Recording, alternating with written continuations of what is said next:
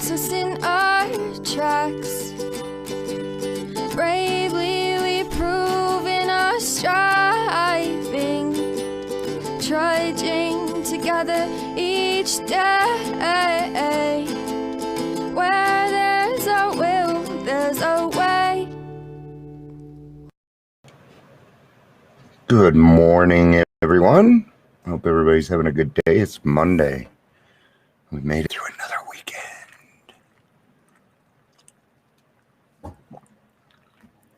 Good on us, man. Good on us. So I'm just waiting for the whole login thing. All right, looks like we're connecting. And Instagram's connecting, so we can get started here in a second.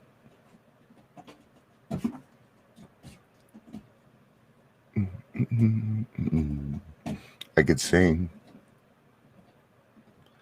See, I never know what to do during this part. I could have like a 2-minute countdown, but I always like to get started right at it because there's nothing worse than when you're sitting there and a video shows up and they're just sitting there staring at their phone and you're looking at the top of their head. I'm going to do that for about 5 seconds and then I'm going to be moving on. But I don't have much in the way of patience when it comes to that. So, all right, we're hitting that 2-minute mark. So let's go ahead and get started. And yeah, today I think I'm going to be working on how to figure out how to get more people to these things. I'm obviously missing a step. I'm doing something or not doing something, as the case may be. So, before we get started, I wanted to talk a little bit about, I'm checking to make sure that it's even telling people I'm on Facebook, because it should tell me. Nope, doesn't show it yet. Although I see me talking. But anyway, all right. Worry about that shit later. So, yeah, before we get started today, I understand that we all have problems, all right? But I've been hearing some problems in meetings that are just whining because you're going to Cabo. I literally things like, come on, man. There's people out there wondering where they're going to get their next fucking bologna sandwich and you're worried about going to Cabo. Then don't go. If you're going to whine about going on vacation, then don't go, man. Fuck. What's more important, your sobriety or your whining?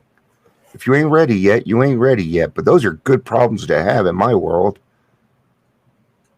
Yeah. So, we're going to talk about resentments and amends. Jim, why in the hell did you put these together?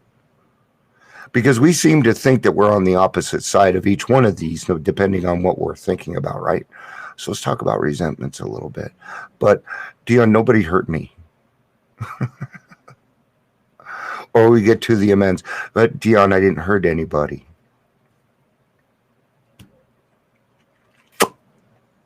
The first one's the one I love. Oh, but, Dion, I'm a pretty forgiving kind of guy. You know, and yeah, bullshit. I bet I could piss you off in 5 minutes. I bet I could create a resentment pretty quick with you. All right. So the thing is, we're not terminally unique. We are not terminally unique. Some of us may have those feelings, but the thing is whether it's I didn't hurt anybody or nobody ever hurt me, it's still bullshit. Either way, it happened. All right. But Dion, I didn't go around, I didn't beat up on my wife. Not physically, but emotionally and mentally, I bet you fucking destroyed her. You know, I never touched my wife either, man, but I was killing her. You know? But I thought I was doing the right thing because, you know, I told them I'm an alcoholic and I already know. I don't know. Blah, blah, blah, blah.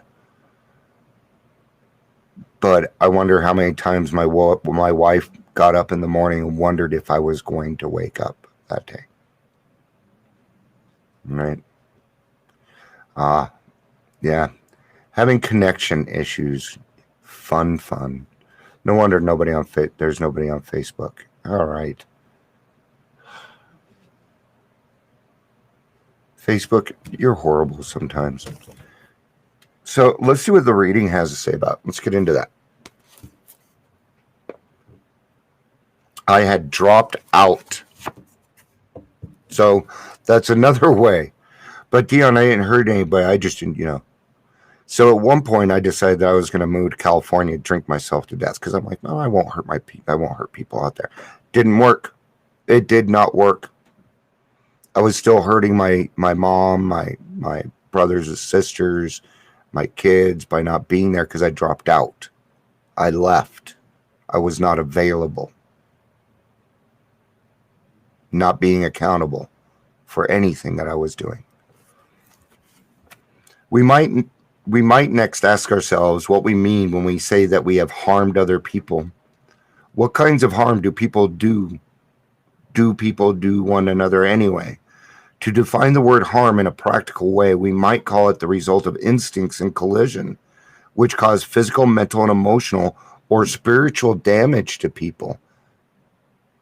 See, are we so close-minded at this day and age that we don't realize that there's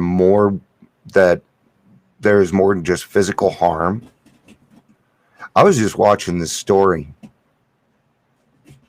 about some kids were selling some lemonade. Somebody hopped out of their car and stole their shit. God. Even while I was drinking, no way, man.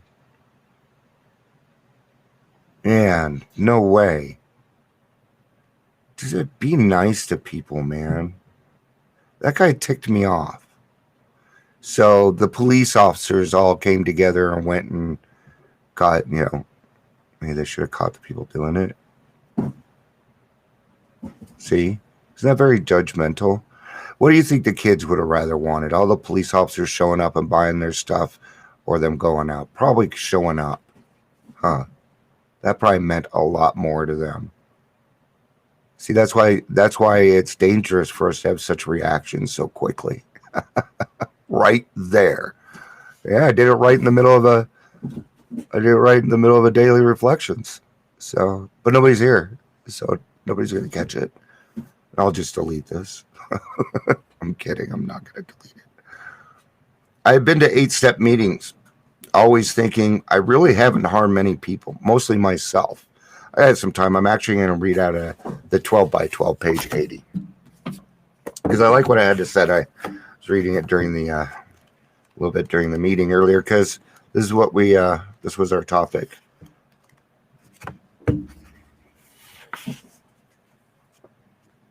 There's going to be a repeat here. We might ask ourselves next what we mean when we say that we have harmed other people. What kinds of harm do we do one another anyway? To define the word harm in a practical way, we might call it a result of instincts in collision, which cause physical, mental, emotional, and spiritual damage.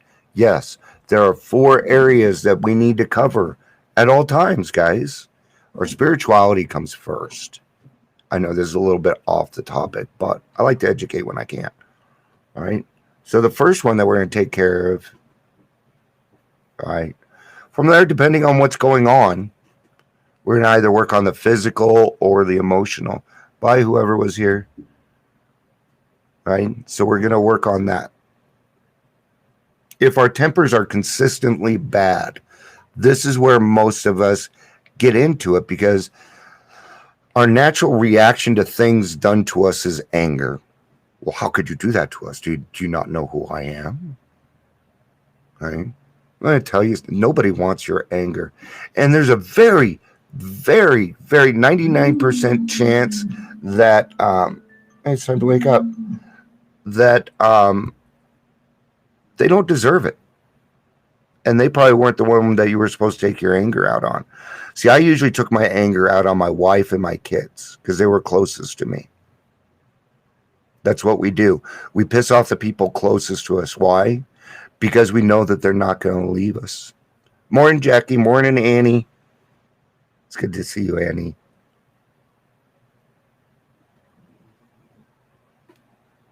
If our tempers are consistently bad, we arouse anger in others. Here was the one thing that I really did not like. I'd go up to my kids and or my wife and I'd say, "Hey, I need to talk to you." And they always thought they were in trouble. And I had to switch that around.